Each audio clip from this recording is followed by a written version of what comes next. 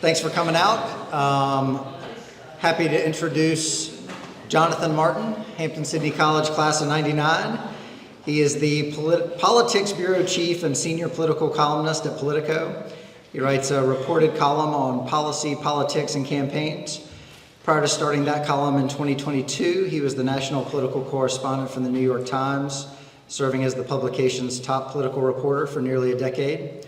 Before that, he was the senior political writer for Politico, where he was among the company's first hires.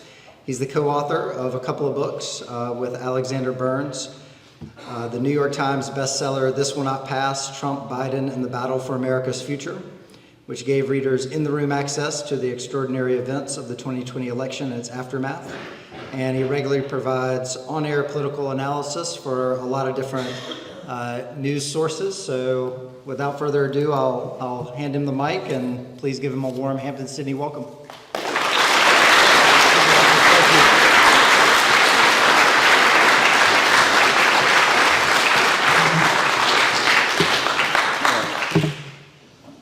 Is this thing on? It's great to be back at Hampden-Sydney. I was here in the 1990s. Things have changed somewhat, but not too much. When I tell people I went to Hampden-Sydney, if they're from Virginia or if they've heard of Hampden-Sydney at all, I usually explain to them that Hampden-Sydney is known as a hotbed of social rest, which takes us a second to, but then it kind of works out well. And that has obviously its positives and its negatives, but when you come back here and you haven't been here for a long time, you mostly see the positives part of that, because you see a place that brings back a lot of memories that hasn't changed too much. But the changes that have happened clearly have been for the better, because I was at the library today and it was fantastic. So thank you for that introduction, and thanks for having me back to Hampden-Sydney. I thought what I'd do tonight is talk for a bit about what's happening in American politics today, and then talk to you guys just for a little bit about kind of my experience here. This is mostly a student crowd, and I think a lot of you are thinking about what you're studying and what you want to do and what's next. I want to address that for a bit. But most importantly, I want to hear what's on your mind, and I want to have a conversation with you. I want to take your questions. I want to engage with you guys about whatever you're curious about. That can mean journalism, that can mean Washington, that can mean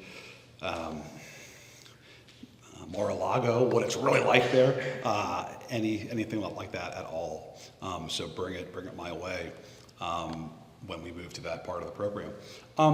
Look, what most people are wondering in the country today, and probably what some of you guys are wondering, is how in the world, in a country this big, with over half the people not wanting a rematch, are we on course for grumpy old men too?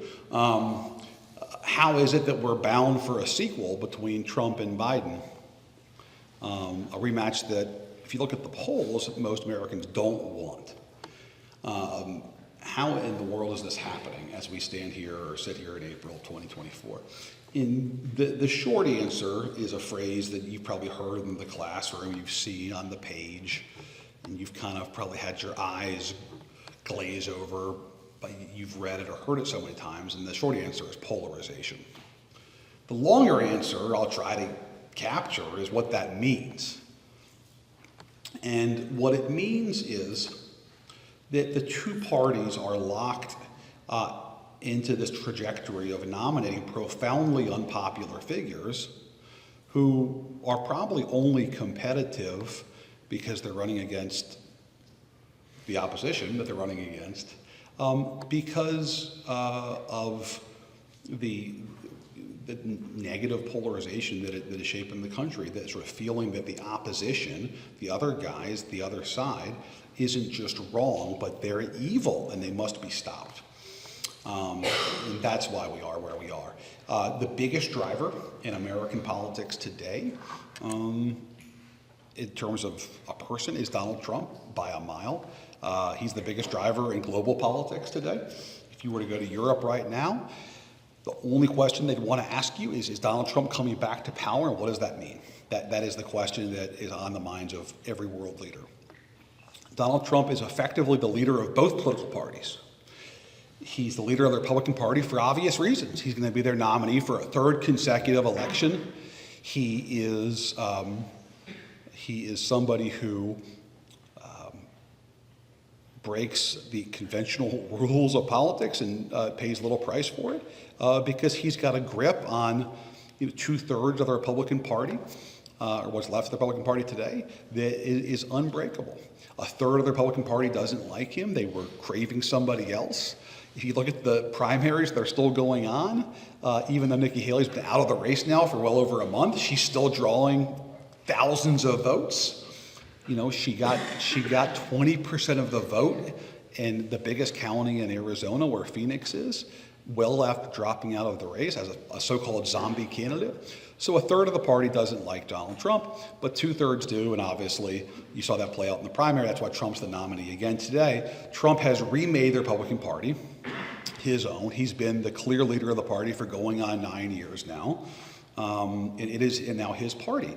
If we were in a different country, in a parliamentary, David Marion, where are you? A parliamentary system, by now, the Republican Party would have fractured into at least 2 different parties, perhaps more than that. There's clearly a different party, what you could call kind of the Bush Party, or the Wall Street Journal Party, which folks in this room are probably more fond of, which obviously is the party that a lot of you probably grew up in, that Trump has largely discarded. So Trump is the undisputed leader of the Republican Party. Potentially could be the next president, the first one since Grover Cleveland to sit out 4 years and then come back as president. But for less obvious reasons, he's also the biggest driver of the Democratic Party today. And here's why. What unifies the Biden coalition, or the Democratic coalition, I call it the Biden coalition because they're not all Democrats. What unifies the Biden coalition today is one thing: opposition to Donald Trump. Joe Biden's coalition spans from AOC, a socialist, to the Bush and Cheney families. Literally. That is an ungainly, broad, and unstable coalition, but they're unified around one very profound thing. They view Donald Trump as a unique threat to American democracy, and they've put their politics and their ideology on hold.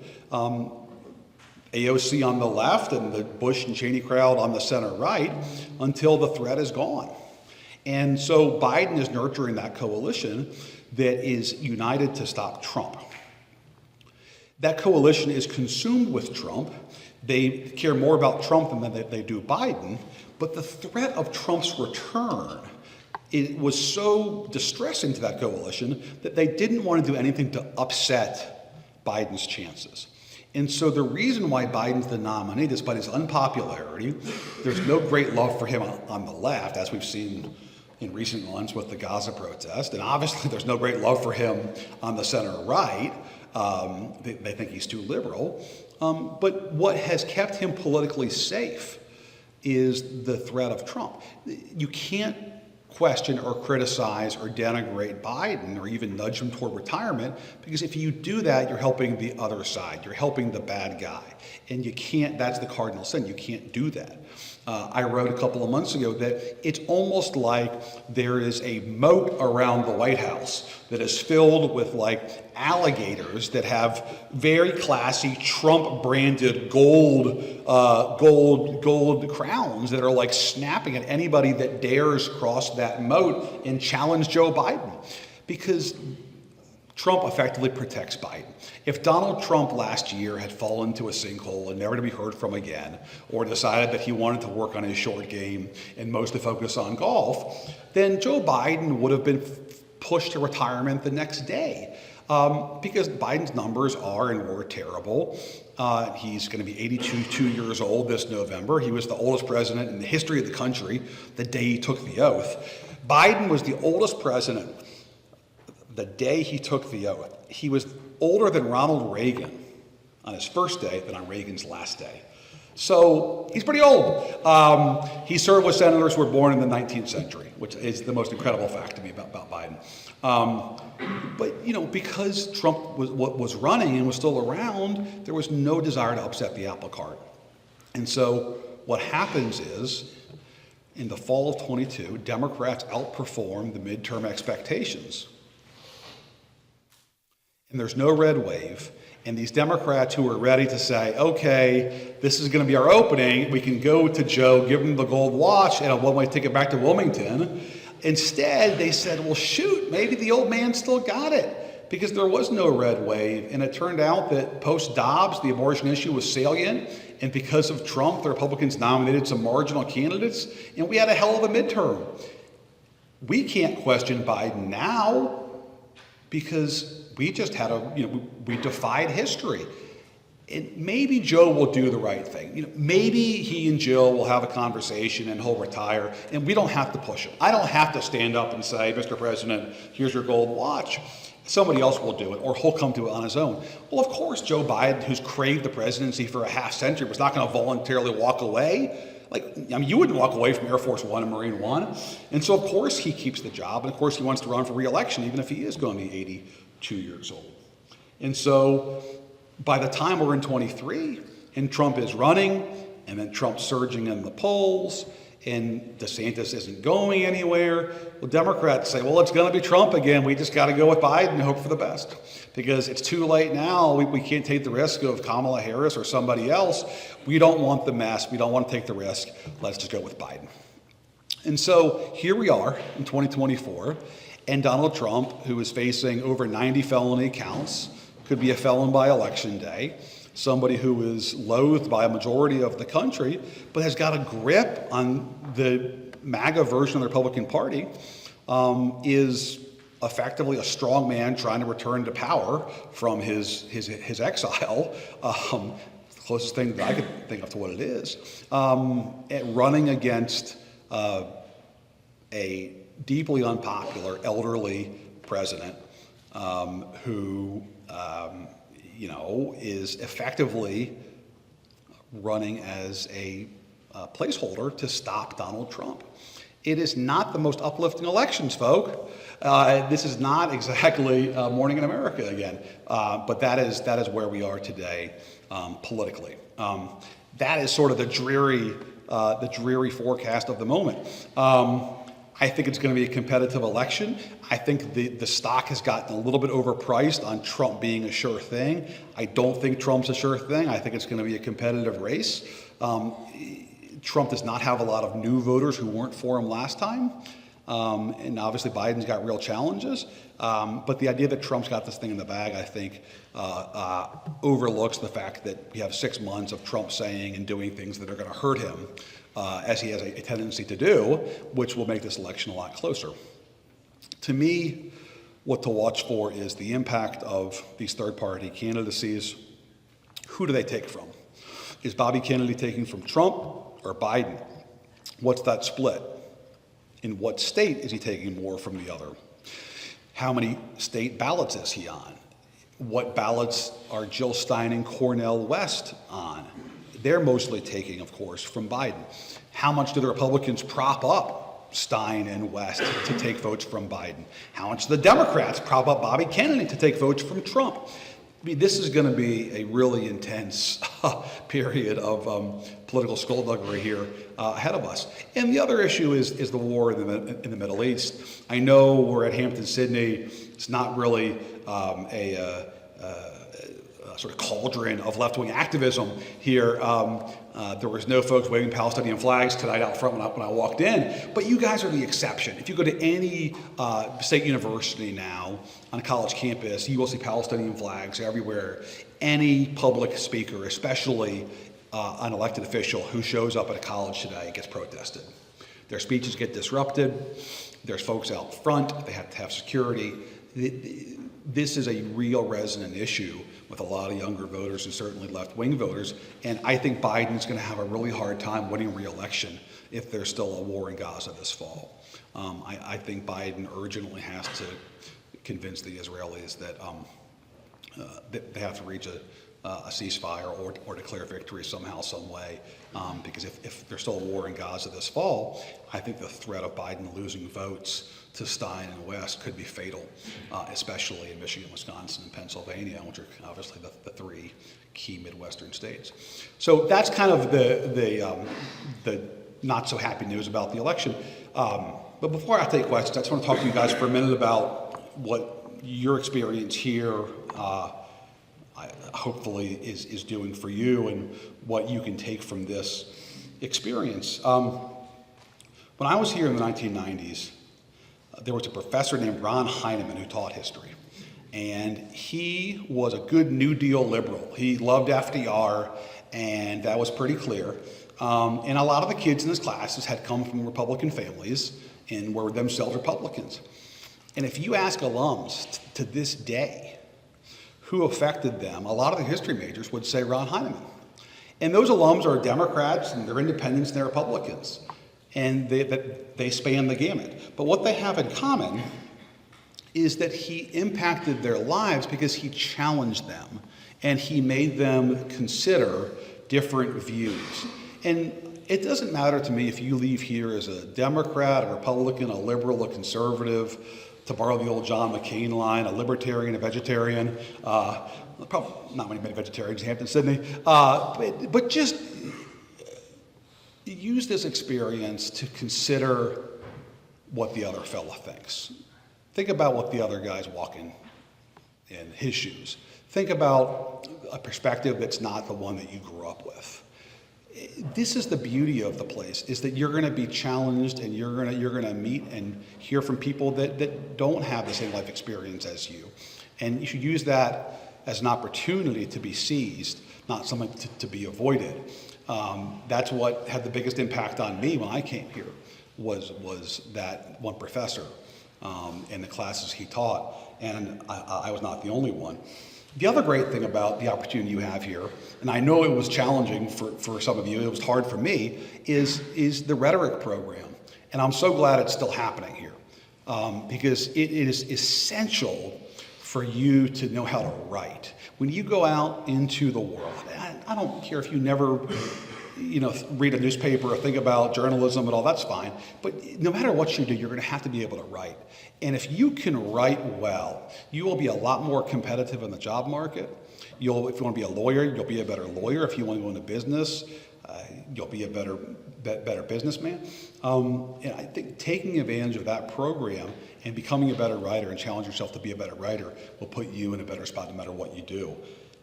So that to me is important. And the last thing I'll say to you before I go to questions is, this obviously is a challenging period in American history. I didn't gloss over it during my remarks, and I won't anymore. Tonight, we're facing real threats to institutions. The American people are in a sort of moment of profound cynicism in their view, not just of government and politics, but every institution. And that's dispiriting. And it's a change from what was in this country. Politics has become not chocolate or vanilla. Politics has become good or evil.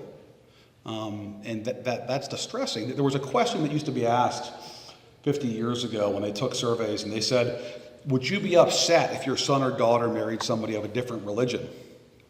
And 50 years ago, 60 years ago, you can imagine different times, people would say, yes, that would bother me, right? Pretty openly.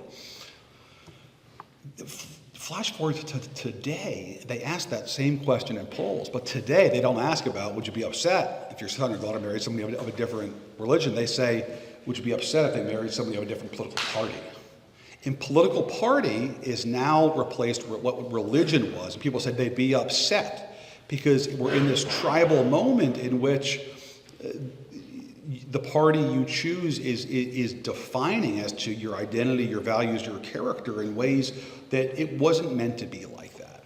And we have to get away from a sense of the sort of total war politics and get back to what this school was founded, which is trying to create good men and good citizens. And that's where you guys come in, because it's incumbent on you, and I don't care if you never run for office, but you're all going to live in a community, and you're all going to be involved in your community because you came to this school and you're going to have a successful life in front of you, to get involved and to do things to help people around you, and to get involved in public service and community service in some way, shape, or form. John Warner, who was the longtime senator from Virginia, had a great line that I can't do justice to his accent, but he said, politics is not a spectator sport. Politics is not a spectator. It's not just for you guys to watch or shake your head about or dismiss. If you don't like it, you make it better. You know, we're only gonna be reflected by the kind of people who run for office and the kind of people who win, and that's either you or it's folks that you know have the values that are the sort that are going to make the country a better place. I don't want to give you a sermon, but I'll just leave you with this. Every challenge that we've had in the history of the country has been overcome by what's good about the country. There's a redemptive line through American history. We get it wrong time and time again, but we always get it right again because we return to our sort of founding values.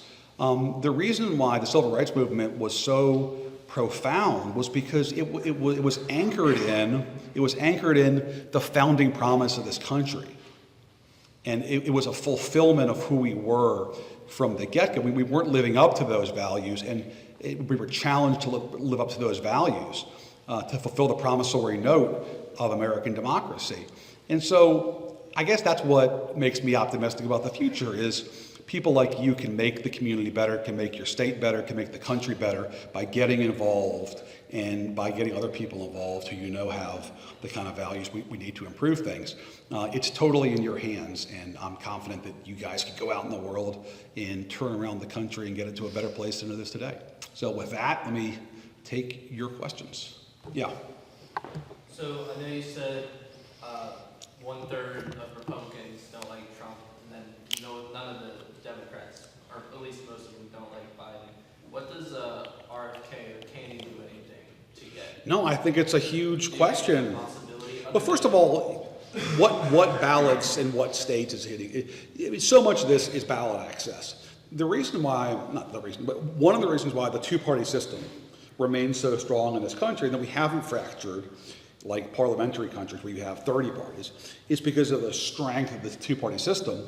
And in the era of polarization, the two-party system is reinforced because nobody wants to unwittingly help the party they hate the most by wasting their vote. So what stops people from voting for a third party oftentimes is, it's a waste of my vote, number one. Number two, boy, if I do this, am I only helping the candidate that I really don't want to win? And that fear, I think, is what props up these two obviously flawed candidates, flawed nominees. So there's still going to be folks, though, that are willing to vote for a third-party candidate. And I think Kennedy, because of his last name, the resources he's going to have, the skullduggery that I mentioned earlier, being propped up by each side that wants to use him as sort of a political weapon, is going to be a factor. Let's see what states he gets in the ballot, and let's see how he campaigns. How does he position himself? Because in some ways, he comes from the left. His family is an iconic family in Democratic politics. He comes out of the environmental movement, and he is talking about being a peace candidate. So in some ways, he reflects a kind of left-wing activism that has been pretty familiar in this country. But on the other hand, he kind of reflects a disdain for institutions and a conspiracy mongering about institutions that is much more prevalent on the right now. But he does reflect kind of the horseshoe theory of politics in which the two extremes eventually meet. Because, California environmentalists who got radicalized on vaccines, and that kind of led him to the path he's on. And there's going to be people that, who were Trumpy, who didn't like Operation Warp Speed, who didn't like Trump promoting the vaccine, who are going to be open to Kennedy now. And there's obviously going to be left-wing folks who prefer a preferred candidate to Biden. So the jury's still out on who he takes from, on where exactly, state by state, he takes folks from. I think some of it will depend upon how he himself runs, what his key message is. Some of it will depend upon the advertising from the major parties and super PACs who are going to try to, use him. It's a real wild card, how he's used. But for the older folks in this room, it's just, you guys can't fully grasp this, but it's astonishing that somebody with that name is running as kind of a fringe third-party candidate on really a conspiracy platform. Because his grandfather came to the school in 1964, famously. His picture's on a plaque out there. His picture's everywhere here. That family was revered in Democratic households. There was a time when people in this country, I'm not exaggerating this, had in their homes portraits of the Kennedy brothers, who were both assassinated, and Martin Luther King, who of course was assassinated. Catholic families, black families all over the country had framed pictures of them. They didn't know them, but they were like iconic figures. And the fact that he is now running as he is, for us who are a little bit older and have gray hair, it's really remarkable to see. Yeah. How do you believe the internet or social media has affected or maybe led to this kind of like tribalism that you talked about? Yeah, I think So I think Trump is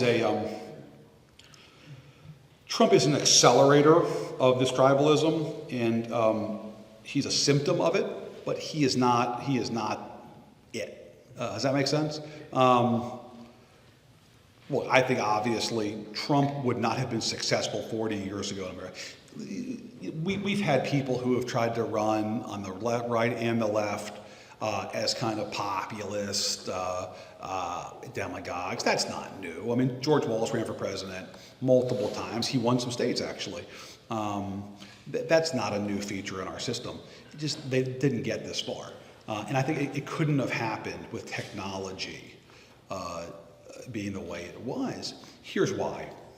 When I was growing up, there were gatekeepers in the American media, and they were basically shaped by folks in New York and Washington at a handful of newspapers, news magazines, and national TV outlets, the three networks plus PBS.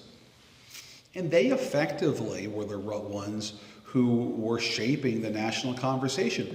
And their incentive structure was entirely anchored around consensus. To put it in sports terms, between the 40-yard lines. You know why? Because their advertising dollars didn't want to alienate people, and they wanted to stay in the broad center. And we were in a popular culture in which people were largely speaking the same language. They were watching the same movies, the same TV shows, reading the same books. There was a common conversation in the culture, and the sources of news and information were all kind of the same, at least at a national level. And it was propped up by advertising dollars that said, you're damn right, you're going to keep it in the 40-yard lines, because we're not going to advertise in your network or your magazine if you're putting crazy stuff in there, right? So that kept things sort of anchored around the center right, center left. It was a great period of consensus politics, consensus media. That all got blown up by technology. And what would have been a pamphlet or somebody standing on a street corner or, a newsletter was kind of marginal in the past, guess what? They are publishers now. They can be seen by 5 people or 5 million people, depending upon who's clicking or who's watching. And so I think technology is the big driver. And I think once the algorithms came into play in the last 10 years or 15 years on social media, that added more rocket fuel. Because what that did was that gave people what they wanted. They gave them that dopamine hit of, oh, you like this content? We're going to give you more of that, more of that, more of that. And it's one thing for you guys to see that on like TikTok or Snapchat when it's like stupid cat videos, but when it's like, oh, you like the conspiracy about vaccines, we're going to give you more of that, more of that. And people get radicalized by it. And that's what has obviously happened. It has had really tragic impact on American families, maybe some of your own families. You can't have a conversation at some points because people have gotten in their ideological silos red and blue. There's an old quote from the great New York Senator, Pat Moynihan, who said, everybody's entitled to their own opinion, but not their own facts. And that held up for a long time. It doesn't hold up anymore. People do feel like they're entitled to their own facts because they're living in a world where they're not challenged. And just the opposite, they get more and more of what they believe to be the gospel via social media and via self-selecting communities and the sorting that's happening in this country. Okay, we're back to the bad news. All right, yes. So you talk about political polarization. Yeah. What time in history did it shift from being, debates about policy to more about identity politics? Well, I mean, I was saying this earlier, there was once a time where politics and campaigns and governance were shaped by events. A war, a depression, a scandal. Boy, what's this gonna mean? What's the impact of this going to be in the next election? What's the fallout from this? And that was the stuff of what my business did. What are the political implications of this, right? Events do still matter. I was talking about the Gaza war. If October 7th doesn't happen, Biden has a much less restive base among Arab Americans and young Americans. So events do still matter, but they matter so much less now. That's because people are voting their identity and their values. They're not voting based upon, let's take out this sheet here. So on these 10 issues, I thought that Donald Trump was good.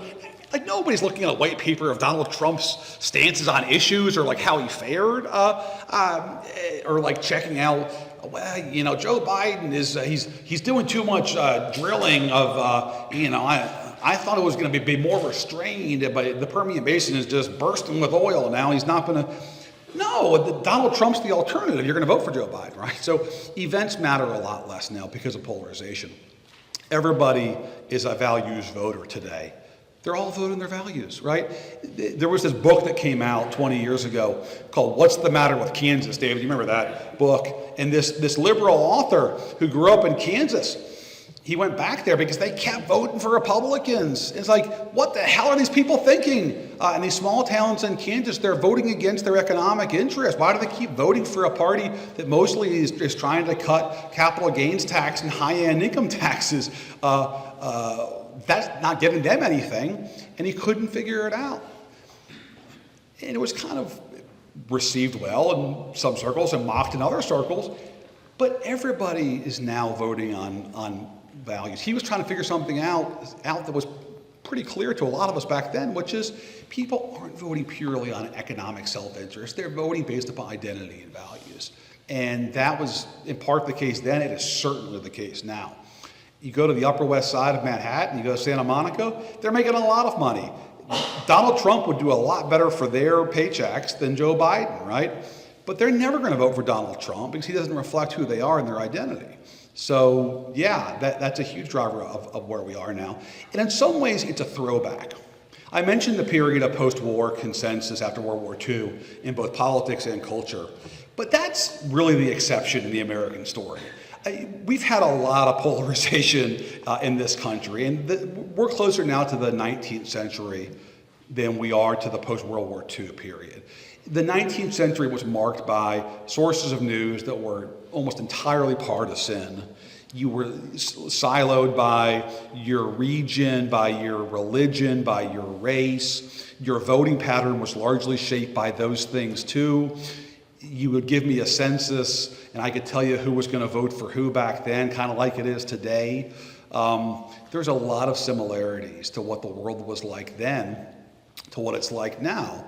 And what historically has shaken us out of that polarization was crisis.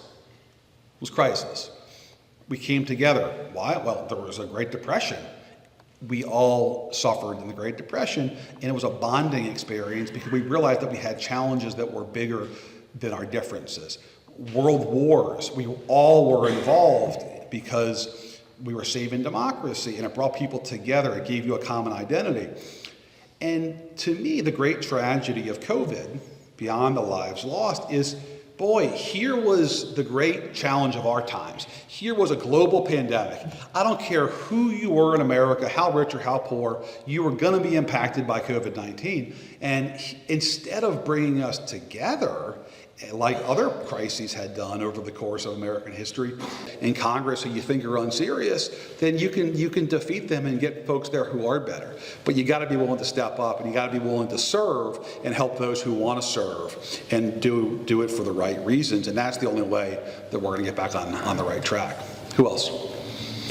Yeah, the tank top. Yeah. Now, it's often after these crises that America comes together. Yeah. Being more cohesive. Yes.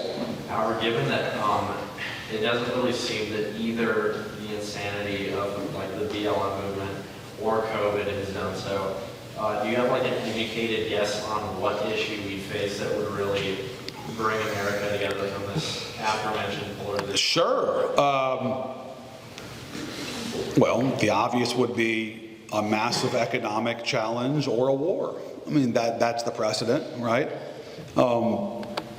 History doesn't repeat, but it does rhyme. So, you know, a global conflagration with China would obviously be massively concerning and disruptive, but obviously could have that effect. Some kind of economic event could have the same effect. It's tougher now because of technology, and we can still burrow deeper, but you know, those are the obvious things. And then there's stuff that we don't have the imagination right now to think about. I mean, pandemics have happened for time immemorial, but nobody in 2019 would have said, hey, you know what's going to shape next year? It's going to be a global pandemic. You know, nobody would have guessed that, right? Just like 9/11 was a failure of imagination. I don't want to fail you now by not being able to conjure up something else, but there could be something else that does bring us together in the future that I'm not thinking about. That's not a war. That's not a depression.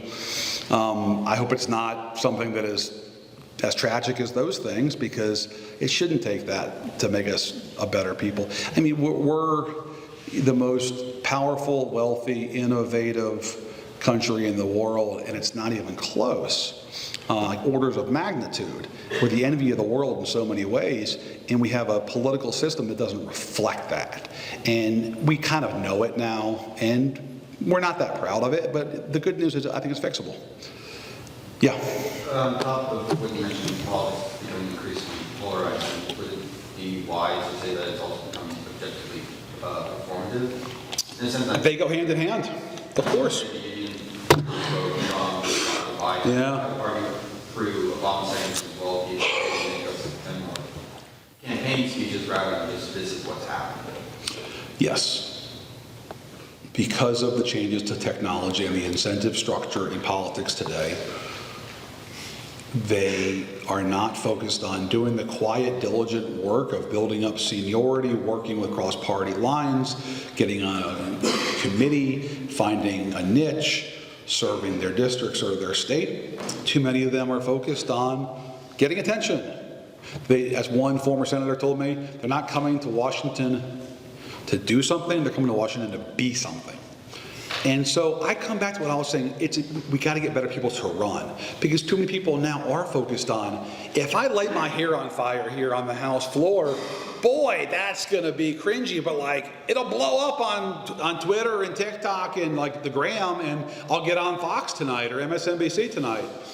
And when that's the structure, when that's the incentive structure, we're in a really, really bad place. There's a congressman from ex-urban Houston. He's from Sugar Land in Fort Bend County, and his name is escaping me right now, but it'll come to me. He was elected in 2020, and his first State of the Union speech with Biden as president, he waits in the back of the House chamber, and Biden comes back and he says, I'm a former sheriff from a county in Texas. I want to work with you on criminal justice reform.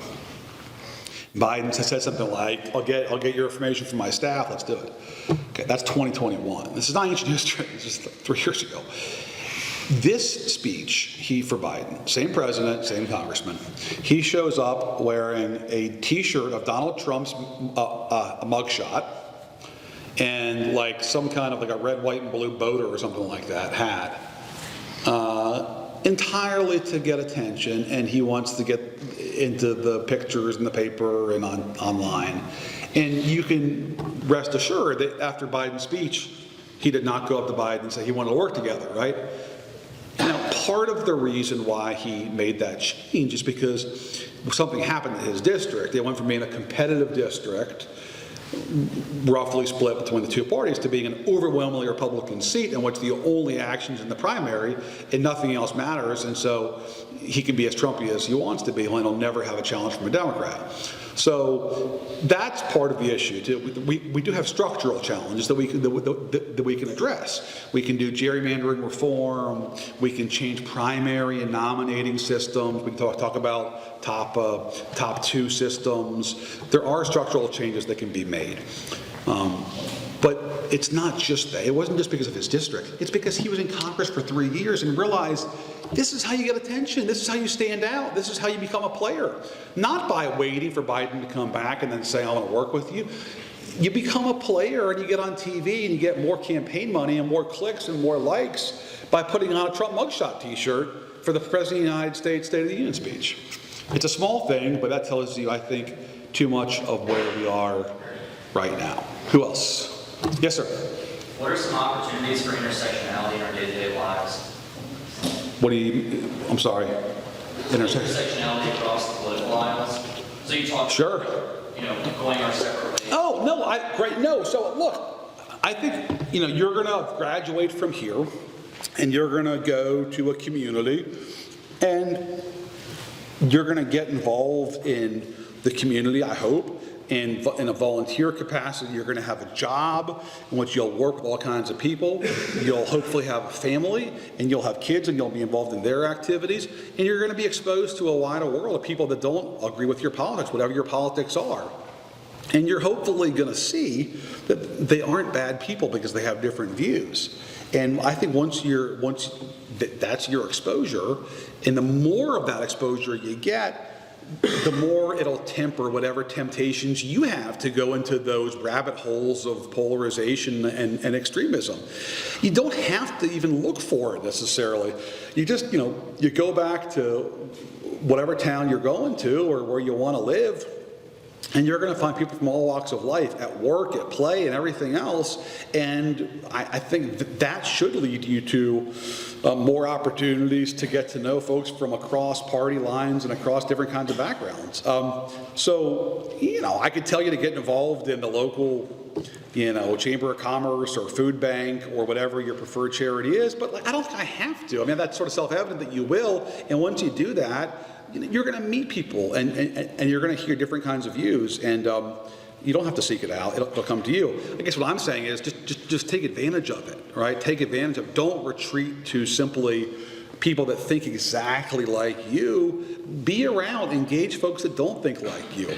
And by the way, that's not just your life in the world. That should also be your intellectual life. Don't just read or watch things that you agree with. Seek out information sources that challenge you. You may change your mind or it may reinforce your beliefs. Either one is fine, but just be exposed to other stuff. If you're a conservative, you should listen to the case for liberalism, and you should read some of the best writers of the left. If you're on the left, you ought to listen to the most thoughtful folks on the right and hear their case and make up your own mind. Who's got the better argument here and why? Which do I find more persuasive? But don't just listen to one side. That is an unexamined life that is not worth leading. Who else? Yeah. So, if the pandemic couldn't bring us together, would a war essentially have a better chance? I really didn't want to have this much of a downer of a conversation about my alma mater. Look, my hope is that it doesn't take that kind of a crisis, that we don't have to have a World War III to be brought back together. Here's my hope. All right, my hope is that people of goodwill, of all political stripes, of all walks of life, whatever their faith, their race, gender, whatever, that they get fed up with our sclerotic, toxic, system, ineffective, failed state of a government, whatever you want to call it, and make it better and fix it and show leadership and deliver results. Because that's the only way that we're going to restore faith in institutions. And by the way, it's not just the government. Yeah, I mean, that's part of the challenge, and I'm being candid about its sort of dismal state right now. But it's not just that people are down on politicians, down on the government. People don't have faith in many institutions at all right now. There's a cynicism that abounds right now. That obviously Trump's taking advantage of, but he didn't invent it. And it's not just about government, right? People don't have faith in my business. They don't have faith in, academia, frankly, don't have faith in a lot of institutions. And that's got to be fixed. And I think the only way, absent a crisis, that is fixed is with people doing the right thing individually, but ultimately collectively, showing a better way and restoring faith that, yes, the system can work. We can do big things. And we do them in the private sector all the time. We're the envy of the world, like I said earlier. We can do them in public life, too, if we want. Yeah? Since you've graduated and come across younger alumni, come back to campus, do you still have faith that Hampden-Sydney is producing good men and good citizens of the same rate that has been historically?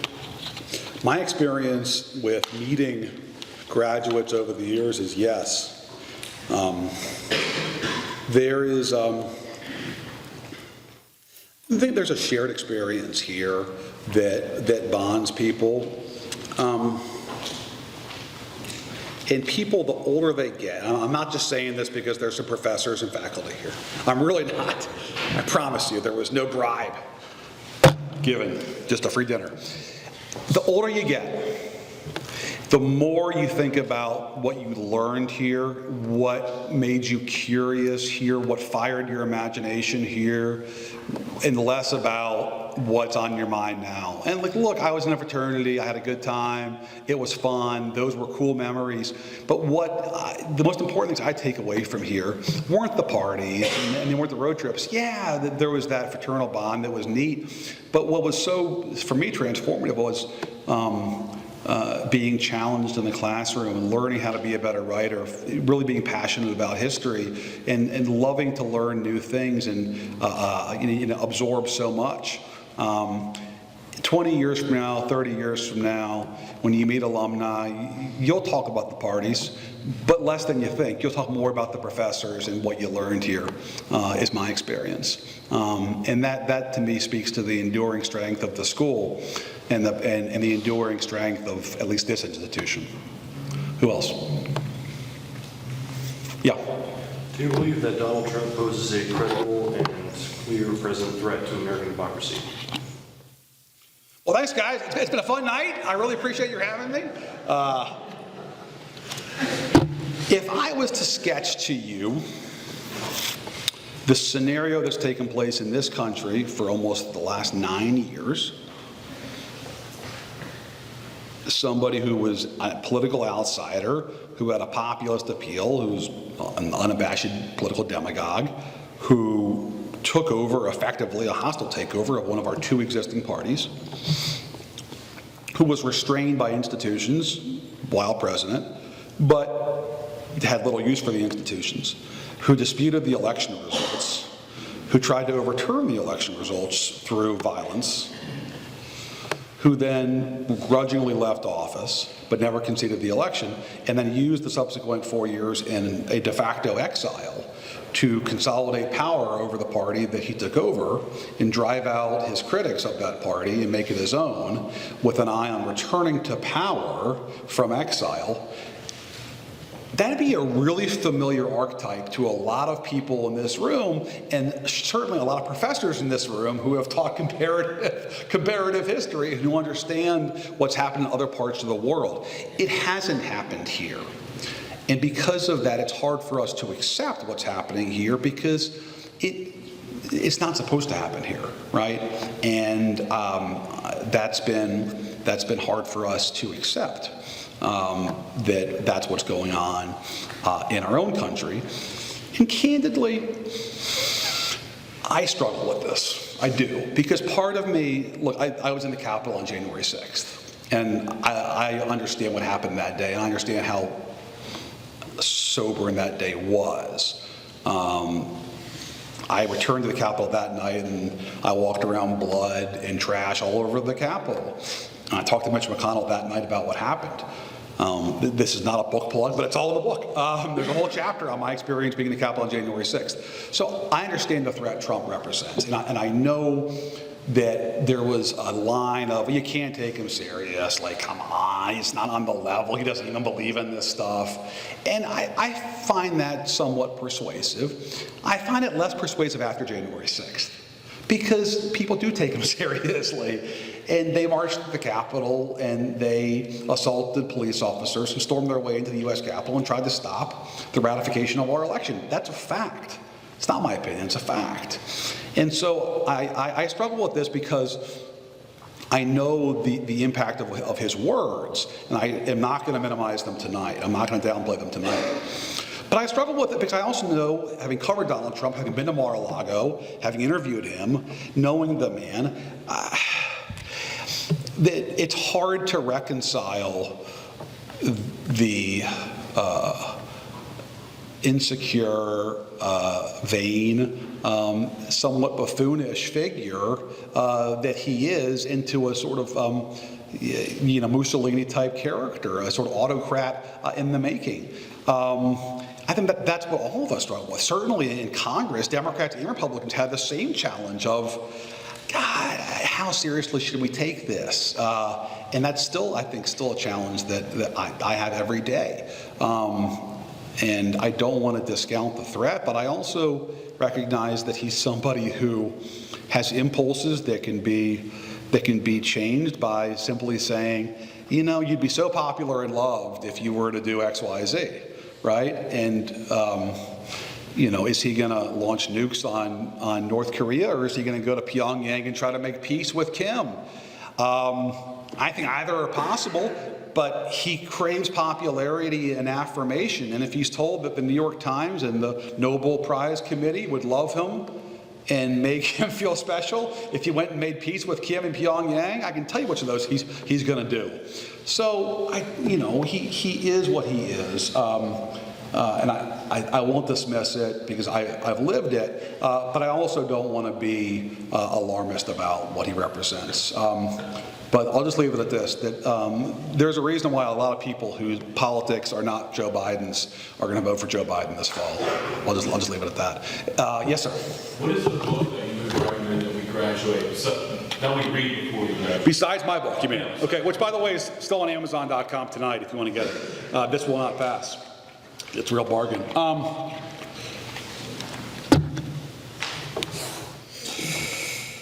To Manners Born, to Manners Bred. No, it's still on sale here. You guys love that. You can leave here and know how to tie a bow tie.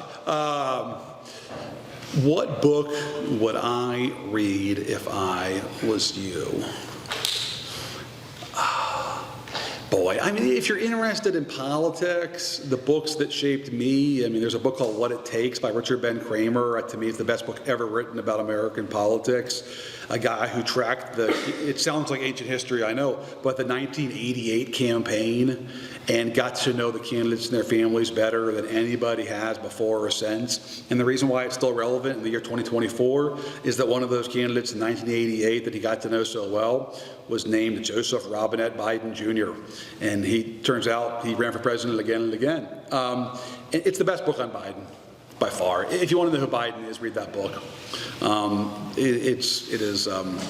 It is profoundly telling. If you want to get a sense of where we've been before and the similarities between this moment and an earlier era, there's a book called The Age of Acrimony that talks about the polarization of the 19th century and the reformers that eventually moved us out of that polarization. Not entirely for the best, by the way. I mean, there were upsides and downsides to coming out of the polarization of the progressives of the early part of the 20th century were not perfect by any means. And there's a book if you want to feel a little bit better about things. There's a book by John Meacham, who's a friend of mine. You guys might know him. He's an author, former editor, teaches at Vanderbilt in Nashville. that he wrote a couple of years ago that is escaping me right now, but if you hit the Google button, John Meacham and Biden has borrowed the title of this book in so many speeches, and part because Meacham helps Biden write speeches, but it'll come to me. The book basically goes through American history and captures what I was talking about earlier, which is the cycles of American history, our tendencies to do things wrong, to get it wrong, and eventually get it right again. And we get it right again because we return to the founding creed of the country, and we're redeemed by believing in what the founders crafted for the country, and we eventually improve ourselves. There's a Winston Churchill quote that I'm going to get wrong, that I won't even try, but the thrust of the quote is, the Americans always get it wrong until they eventually get it right again. And that's who we are, and that Meacham book sort of goes through a lot of the low points, but captures why we eventually get it right again and come out of this period. The book is called The Soul of America. The Soul of America by John Meacham. Also a line Biden has used a couple times. Should we do one more question? Is there anybody else? And we'll wrap it up. Yeah. You mentioned a lot how going forward and having us graduate would be the next generation kind of coming. What would that type of change that you spoke about a lot look like? Would it be more local? That's the beauty of it. You don't have to go to Congress. And by the way, if you want to go to Congress, I encourage you to. They could use some more Hampden-Sydney graduates, and not just because the bow ties. Although we need some more of those too. It'd be great. If you want to be a governor, a senator, congressman, if you want to be a diplomat and go overseas and represent America, I hope you guys do that. I think you would add a lot. But if you want to be in Birmingham or Atlanta or Charlotte or Richmond or Roanoke, LA, New York, and you want to be a banker or a lawyer or a real estate developer, great, have at it, man. Make a bundle. Pay your taxes, but make a bundle, but get involved and support people who are in public service, and encourage your friends to get in public service and get involved in your own communities. You don't have to go to Washington, go to a state capitol, go to a city council or county commission, and or volunteer or donate to those who do. That's what it looks like, is just putting an oar in the water and saying, I turn the TV on, look at my phone, and this congressman or my governor is saying and doing crazy stuff. It's embarrassing. It's not productive. It's not who we are as a country or a community. We deserve something better. And the only way you get something better is if you do it yourself, or you encourage those around you to do it, and you collectively defeat those you don't like. That's the beauty of our system, is that if you don't like what you have, you can replace it. So I hope you guys will all leave here and do that. And if you want to run yourself, well, I'll do that too. And you can be good sources to me in the future. So with that, let me just thank you guys for having me. It's good to be back, and I'm thrilled to see y'all. Appreciate it.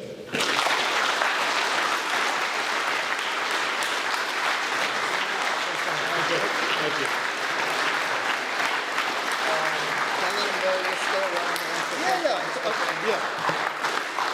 I should have mentioned this. If you want to grab me, for a question or two, or ask for any, advice on career stuff or whatever, I'm going to hang around here for a bit, so you can just grab me. Thanks. Appreciate y'all. Thank you. Thanks, guys. Have a good evening.